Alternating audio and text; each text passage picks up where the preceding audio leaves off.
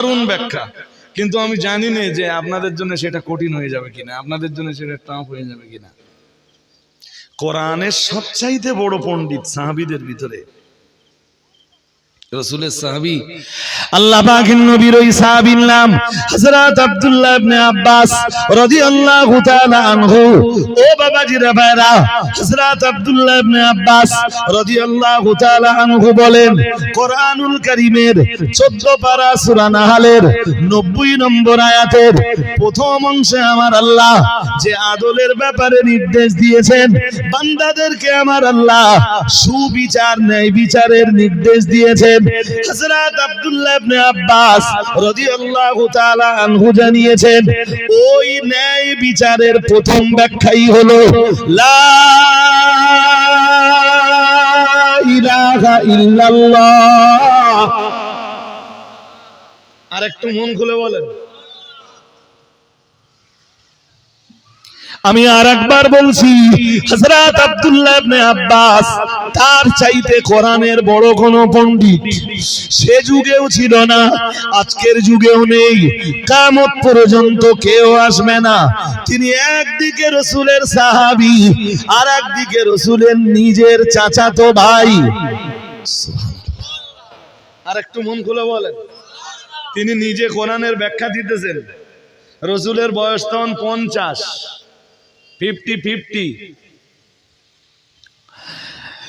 তো সেই সময় আব্দুল্লাহ ইবনে আব্বাস দুনিয়াতে আসতেছেন, রাসূলের চাচার ছেলে, তার নাম রাখা হলো আব্দুল্লাহ। আব্দুল্লাহ নাম আল্লাহর কাছে খুব প্রিয়। সুবহানাল্লাহ বললেন না তো? আল্লাহর কাছে দুই নাম খুব প্রিয়, আব্দুল্লাহ আর আব্দুর রহমান।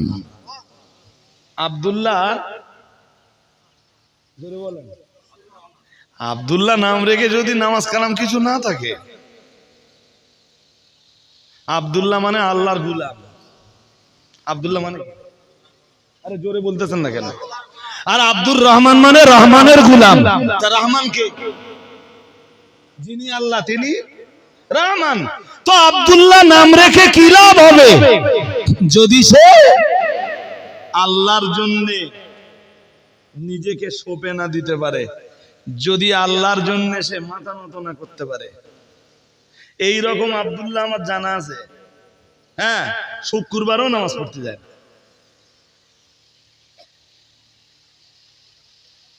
ও আল্লাহর গোলাম। কথা বলবেন তো, ও কি আল্লাহর গোলাম হতে পারলো? পারলো না। তো রাসূলুল্লাহর চাচাতো ভাইয়ের নাম রাখা হলো আব্দুল্লাহ। রাসূলের বয়স 50। আব্দুল্লাহ মোটামুটি বড় হলো, নিজে নিজে হাঁটা চলা করতে শিখলো, বেশ ভালোই ডাঙর হলো। মাঝে মাঝে টুপি মাথায় দিয়ে এই যে ভালো একটা জামা পরে আমার রাসূলের দরবারে আসতেন। আর আমার রাসূলের অভ্যাস ছিল বাচ্চাদেরকে তিনি খুব ভালোবাসতেন। সুবহানাল্লাহ বলো। তিনি বুড়োদেরও নবী, বয়স্কদের নবী। তিনি যুবকদের যেমন নবী, বাচ্চাদের তেমন নবী। পুরুষের যেমন নবী, নারীদের তেমন নবী। আর একটু মন খুলে বলেন না আল্লাহু আকবার। বাচ্চা দেখলে রাসূল খুব ভালোবাসতেন তাদেরকে। আমরা মসজিদে বাচ্চা কাচ্চা দেখলে কি করি?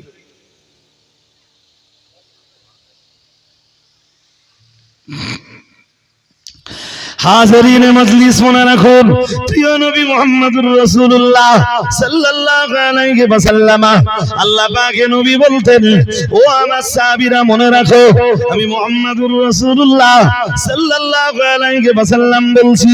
বুখারী শরীফের বর্ণনায় রয়েছে, হযরত আব্দুল্লাহ ইবনে আব্বাস রাদিয়াল্লাহু তাআলা আনহু বাচ্চা ছেলে একদিন দরবারে নববীতে এসেছেন। আসসালাতু ওয়াসসালামু আলাইকা ইয়া রাসূল রাসূলুল্লাহ, আসসালাতু ওয়াসসালামু আলাইকা ইয়া হাবিবাল্লাহ, আসসালাতু ওয়াসসালামু আলাইকা ইয়া রাহমাতাল লিল আলামিন, আসসালাতু ওয়াসসালামু আলাইকা ইয়া ইমামাল মুত্তাকিন। নবী আমার সালামের জবাব দিলেন। বাচ্চা ছেলেটাকে, চাচাতো ভাইটাকে রাসূলুল্লাহ জড়িয়ে ধরলেন। হযরত আব্দুল্লাহ ইবনে আব্বাস নিজেই হাদিসটা বর্ণনা করে বলেছেন, দাম্মানি রাসূলুল্লাহ সাল্লাল্লাহু আলাইহি ওয়াসাল্লাম রাহমাতুল লিল আলামিন, নিজের বক্ষের সাথে আমায় জড়িয়ে নিলেন। আমায় জড়িয়ে নিয়ে আল্লাহর শাগি দরবারে হাত দুটো তুলে বললেন, আল্লাহুম্মা আল্লিমুহুল কিতাবা। ও রব্বুল আলামিন, আমি মুহাম্মাদুর রাসূলুল্লাহ সাল্লাল্লাহু আলাইহি ওয়াসাল্লাম আজ যে বাচ্চাটাকে আমার বুকের ভিতরে জড়িয়ে নিয়েছি, ও রব্বুল আলামিন আল্লাহ, আপনি এই বাচ্চাটাকে আপনার কোরআনের পণ্ডিত বানিয়ে দেন। আর একটু মন খুলে বলেন, কে দোয়া করছেন? বিশ্বনবী। কার জন্য? চাচাতো ভাইয়ের জন্য, আব্দুল্লাহ ইবনে আব্বাস। ওনার নাম আব্দুল্লাহ, ওনার আব্বার নাম কি? তিনি প্রথম দিকে একটু ইসলামের বিরোধিতা করেছেন, পরে যখন ইসলামে এসেছেন এত ভালো মানুষে পরিণত হয়েছেন নবীর চাচা আব্বাস রাদিয়াল্লাহু তাআলা।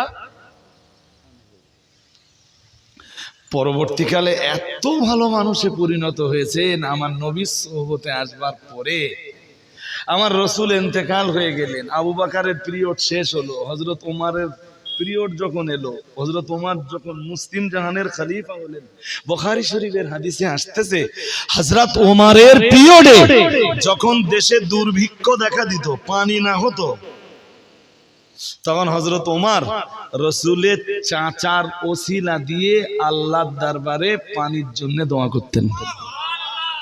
আর একটা মন খুলে, কার ওসিলা দিয়ে?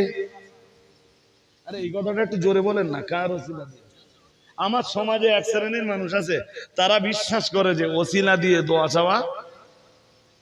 জোরে বলেন। তাহলে আমি দোয়া চাইবো সরাসরি আল্লাহর কাছে চাইবো, তো ওসিলা লাগে? কোরআন হাদিস তুমি যতটা বোঝো, তোমার চাইতে একটুখানি হলেও রাসূলের সাহাবী ওমর ভালো বুঝতেন না? ভুল বলছে? হযরত ওমর পানি চাইবেন কার কাছে চাইবেন? আল্লাহর কাছে চাইবেন, তো রাসূলের চাচার ওসিলায় পানি চাওয়া লাগবে কেন? কথা বলে না। এক শ্রেণীর মানুষ আছে যারা ওসিলা দিয়ে দোয়া চাইবার, আমরা ওসিলা দিয়ে দোয়া চাইবার, হ্যাঁ ভালো মানুষদের ওসিলা দিয়ে দোয়া চাইলাম, আমার দোয়া কবুল নাও করতে পারতেন, বাট এই যে ওসিলা দিয়ে দোয়া চেয়েছি, যে মানুষগুলোর ওসিলা দিয়ে দোয়া চাই, ওই মানুষগুলোর কারণে আল্লাহ আমার দোয়া কবুল করে নিতে। এ ভাই সাহেব, আমার কথা কি বুঝতে আপনাদের ডিস্টার্ব হচ্ছে নাকি? হাজরিনে মজলিস, তো হযরত ওমর যতবার পানি চাইতেন নবীর চাচার ওসিলা দিয়ে, হযরত আব্বাসের ওসিলা দিয়ে, ততবার পানি হতো, ততবার আল্লাহ পানি নাযিল করতেন। আল্লাহু আকবার, আল্লাহু আকবার, লা ইলাহা ইল্লাল্লাহ, আল্লাহু আকবার, আল্লাহু আকবার, ওয়ালিল্লাহিল হামদ।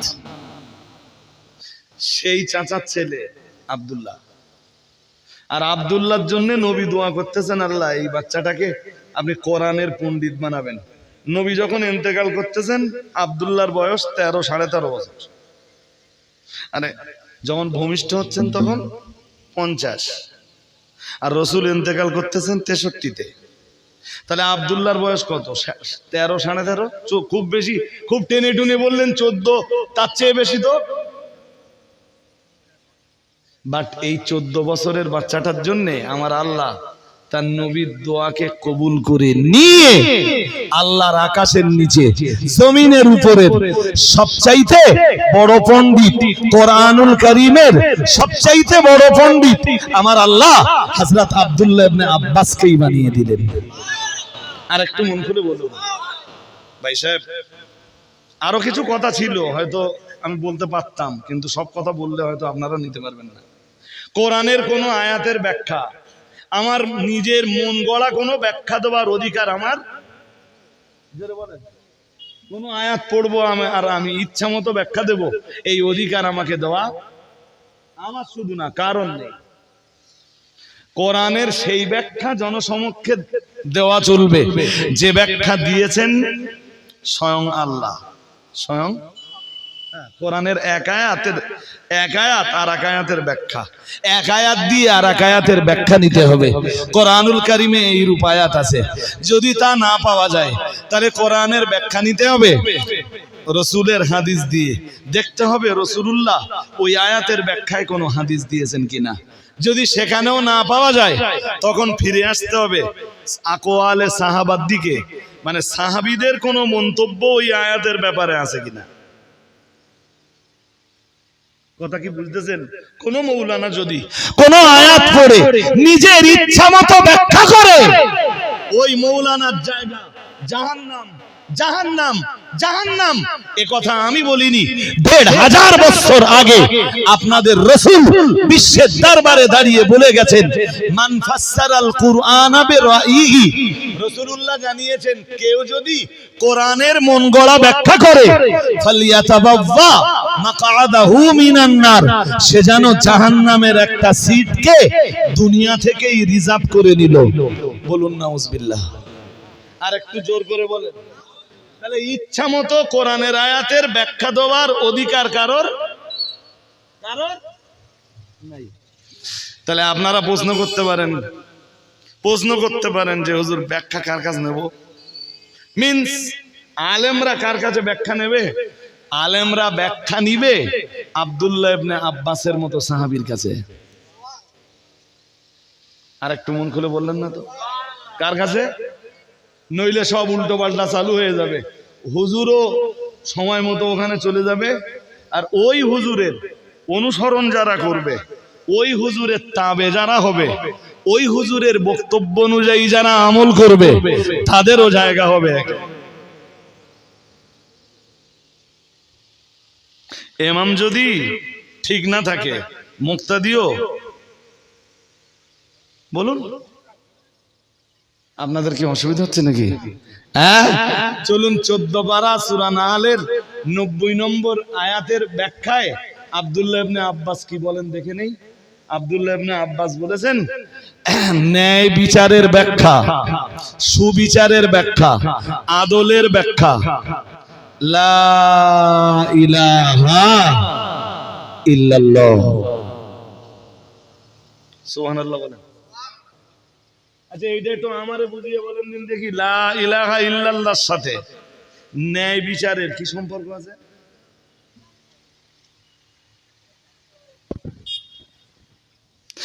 নবীর চাচার ছেলে, নবীর চাচাতো ভাই, তিনি ব্যাখ্যা দিচ্ছেন, ন্যায় বিচারের ব্যাখ্যা হলো লা ইলাহা ইল্লাল্লাহ। ও বাবাজিরা ভাইরা, 14 পারা সূরা নাহলের 90 নম্বর আয়াতের ভিতরে উল্লেখিত এই আদল শব্দের তাফসীর যখন আমি পড়েছি, ও বাবাজিরা ভাইরা, আব্দুল্লাহ ইবনে আব্বাসের ব্যাখ্যা যেই না আমার নজরে এসেছে, সঙ্গে সঙ্গে আমি নিজেই তো আশ্চর্য হয়ে গেছি। ন্যায় বিচারের সঙ্গে লা ইলাহা ইল্লাল্লাহ এর কি সম্পর্ক থাকতে পারে? ও বাবাজিরা ভাইরা, কিন্তু যত ভেবেছি, এইটা নিয়ে যত গবেষণা করেছি, এইটা নিয়ে যত রিসার্চ করেছি, এইটা নিয়ে যত তাহকিক করেছি, হযরত আব্দুল্লাহ ইবনে আব্বাসের ওই তাফসীর আমার কাছে, আব্দুল্লাহ ইবনে আব্বাস রাদিয়াল্লাহু তাআলা আনহু ওই ব্যাখ্যা আমার কাছে তত স্পষ্ট হয়ে গেছে। আমার মনে হয়েছে যথার্থই বলেছেন আমার নবী সাহাবী হযরত আব্দুল্লাহ ইবনে আব্বাস রাদিয়াল্লাহু তাআলা আনহু। ও বাবাজিরা ভাইরা, লা ইলাহা ইল্লাল্লাহ, আগে আপনি এই কথাটার মর্ম যদি বুঝে নেন, তাহলে ওই আয়াতের তাফসীরের সাথে বিষয়টা আপনি মেলাতে পারবেন। চলুন আমরা আগে অর্থটা বুঝে ফেলি। লা ইলাহা ইল্লাল্লাহ, আল্লাহ ছাড়া কোনো মাবুদ, বলুন সবাইকে বলতে হবে এবার, আল্লাহ ছাড়া কোনো মাবুদ নাই। মাবুদ মানে, মাবুদ মানে, আরে মাবুদ আল্লাহ ওটা বুঝেছি, মাবুদ মানে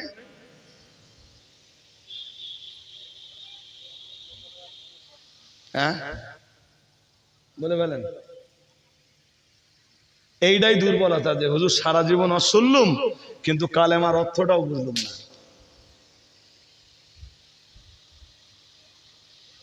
আপনারা কষ্ট না পেলে আজ আমি এটা বলতে বাধ্য হচ্ছি। আপনারা অনেকেই মজলিসে এখনো বসে বসে ভাবতেছেন যে হুজুর একটু ঘটনা বলবে না। তামাম জিন্দেগি ধরে ঘটনা শুনে শুনে, জীবনী ইতিহাস শুনে শুনে শুনে শুনে আপনাদের কন্ডিশন এমন জায়গায় পৌঁছে গেছে যে হুজুর কলেমায় যেটা পড়ি ওটাও বুঝলুম না। প্রতিদিন নামাজে সূরা ফাতিহা ছাড়া জানি নামাজ হয় না, প্রত্যেক রাকাতে সূরা ফাতিহা পড়ি ওটাও বুঝলাম না। এই তো ফলাফল। আর যারাই এসে কোরআন হাদিস দিতে যাবে তাদের ওয়াজ শ্রোতাদের মনে হবে যে ওয়াজ ভালো লাগবে না। একটু আমার কাছে শুনে একটু মুখস্থ করে নেন, লা ইলাহা ইল্লাল্লাহ, আল্লাহ ছাড়া কোনো মাবুদ নাই, প্রকৃত কোনো উপাস্য নাই, উপাসনার যোগ্য কেউ নাই, আল্লাহ ছাড়া ইবাদত পাওয়ার যোগ্যতা কারণ নাই। আর একটু মন খুলে বলো, আরো আওয়াজ দিয়ে বলতে হবে, আল্লাহ ছাড়া ইবাদত পাওয়ার যোগ্যতা কারোর আছে? কেন নেই? এটা কেউ একজন বলে ফেলেন এক কথায়, কেন নেই? কেউ যদি আপনারে প্রশ্ন করে যে আল্লাহ ছাড়া ইবাদতের উপযুক্ত কেউ নেই কেন, আপনি আবার ঘুরিয়ে বলবেন বলছি তো নেই। মাবুদ মানে উপাস্য, মাবুদের অর্থ, জি মাবুদের অর্থ হলো যিনি ইবাদত পাওয়ার উপযুক্ত, যাকে ইবাদত করা হয়, যার জন্য পূজার্চনা করা হয়, যার জন্য রুকু করা হয়, যার জন্য সাজদা করা হয়, যার জন্য তাসবিহ পড়া হয়, যার জন্য তাহলিল করা হয়, যার জন্য তাজকির করা হয়, যার জন্য সুবহান কুদ্দুসুন রব্বুনা ওয়া রব্বুল মালাইকাতি ওয়ার রূহ এইটা পড়া হয়।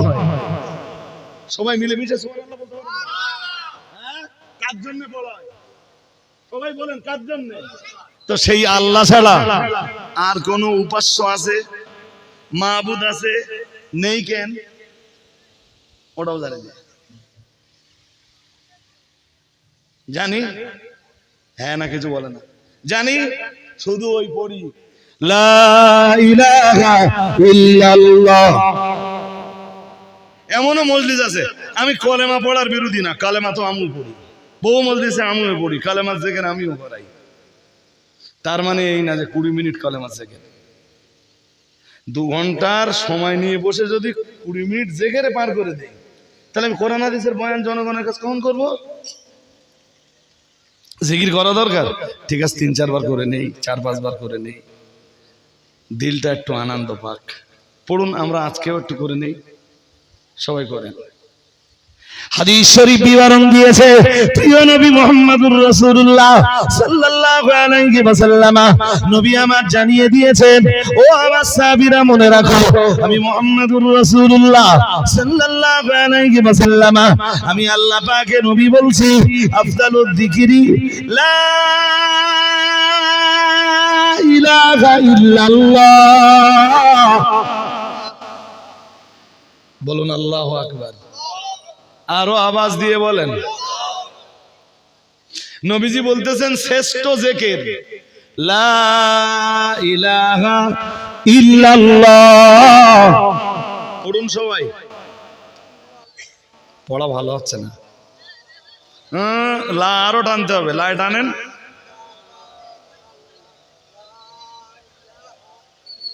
ওই যে কলমাখানি হয় না, একজন বললো আমি 60,000 পড়েছি, তোমারে 60,000 পড়তে হবে না, 600 বার পড়ো, 600 বার পড়তে হবে না, 60 বার পড়ো, কলেমাটা মহব্বত করে পড়ো, বুঝে পড়ো, নিয়ম নীতি অনুযায়ী পড়ো। আর একজন বসে বসে ভাবতেছে ও তো 60,000 বললে, আমি যদি 70,000 না বলি মান সম্মান। মরা লোকটার আমিও তো আপনজন হই, ও বললে আমি 70,000 পড়েছি। আমি বলছি 70,000 না, 700 বার না, 70 বার না, আপনি 7 বার পড়েন, ভালো করে পড়েন। একটু সবাই মিলেমিশে ভালো করে পড়েন দিন দেখি। লা ইলাহা ইল্লাল্লাহ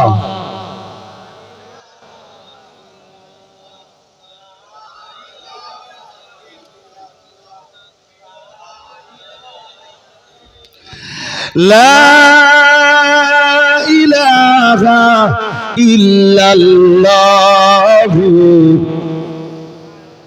মুহাম্মাদুর রাসূলুল্লাহ সাল্লাল্লাহু।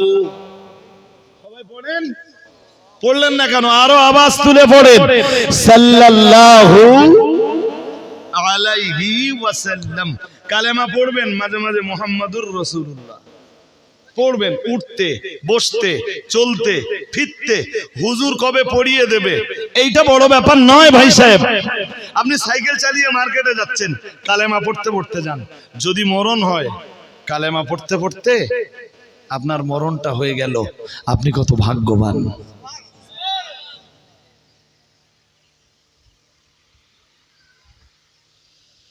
কালেমায় কি বলি? আল্লাহ ছাড়া কোনো মাবুদ, মাবুদ মানে যার উপাসনা করা হয়, যার জন্য ইবাদত করা হয়। সূরা ফাতিহা পড়ি আর আমরা বলি ইয়্যাকা না'বুদু ওয়া ইয়্যাকা নাস্তাঈন। বলুন আল্লাহু আকবার, আরো আওয়াজ দিয়ে বলেন। এইটা সূরা ফাতিহায় পড়েন না পড়েন না? মানে কি? দুই একজন বলতে পারবে, আমি জানি, বাট খুব বেশি এক্সপ্লানেশন করতে পারবে না, খুব বেশি ব্যাখ্যা বিশ্লেষণ দিতে পারবে না। সূরা ফাতিহা পড়ার ভিতর দিয়ে আমরা আল্লাহর ডাক দিয়ে বলি ইয়্যাকা না'বুদু ওয়া ইয়্যাকা নাস্তাঈন। ও রব্বুল আলামিন, আমরা কেবলমাত্র আপনারই ইবাদত করি। ওয়া ইয়্যাকা নাস্তাঈন, আর শুধুমাত্র আপনার কাছেই সাহায্য কামনা করি। আর একটু মন খুলে বলেন, শুধুমাত্র ইবাদত করি কার? ওই ছেলে, চোখ বাইরে যায় কেন? চোখ বাইরে যায় কেন? এরা ভাই সাহেব আমার কবলে পড়িনি। আমি যখন ক্লাস করি না, আমার ক্লাসে মনে হয়, আমি মনে করি আর কি, যে একটা সুচ পড়ে গেলে আওয়াজ পাওয়া যাবে। ক্লাসের সময় আমার ক্লাস এতই নীরব, এতই নিথর, কোনো আওয়াজ থাকবে না।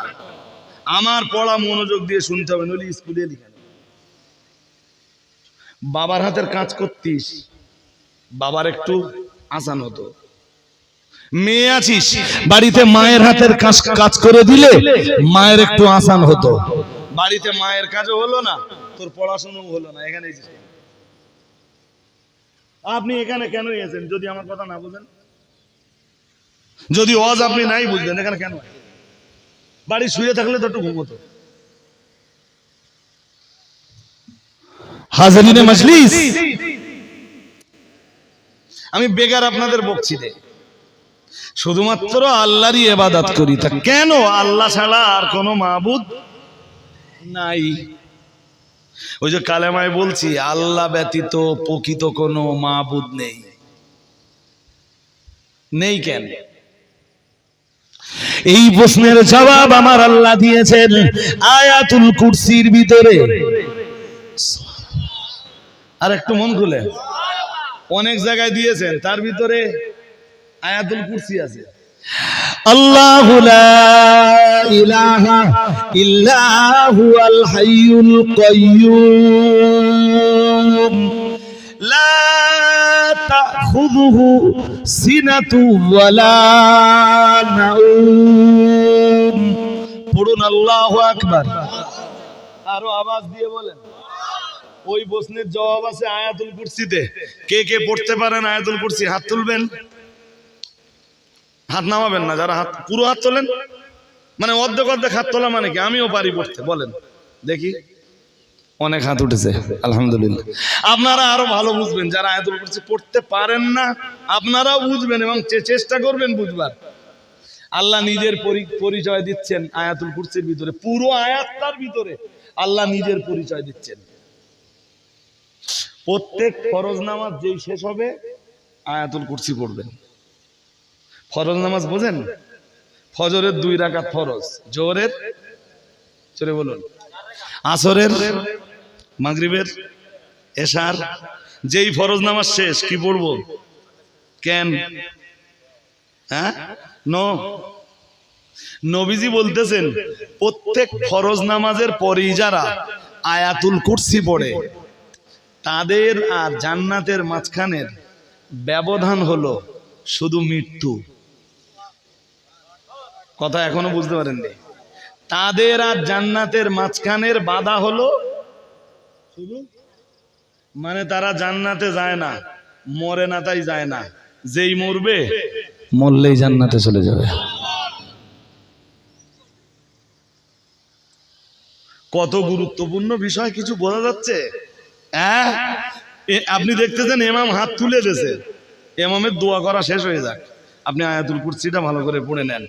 33 বার সুবহানাল্লাহ, 33 বার, 33 বার আলহামদুলিল্লাহ, 33 বার আল্লাহু আকবার, আর একবার চতুর্থ কালেমা লা ইলাহা ইল্লাল্লাহ ওয়াহদাহু লা শারীকা লা লাহুল মুলক ওয়া লাহুল হামদ বিয়াদিহিল খায়র ওয়া হুয়া আলা কুল্লি শাইইন কাদির।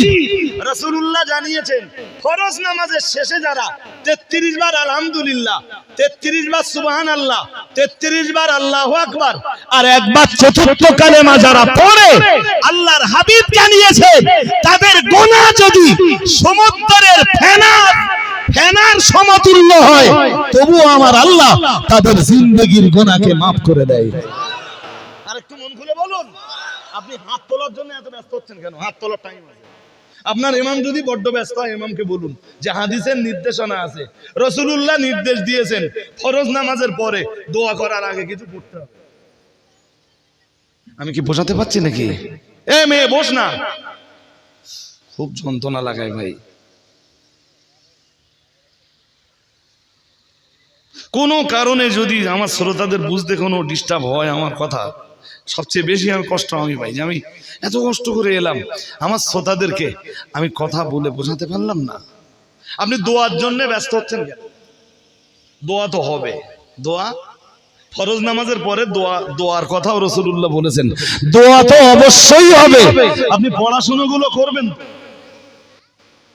কি? শুক্রবারের কিছু মুসল্লি আছে, শুক্রবারে আপনাদের এখানকার কন্ডিশন আমি জানি না, শুক্রবারের কিছু মুসল্লি আছে 2 রাকাত নামাজের ফরজ নামাজের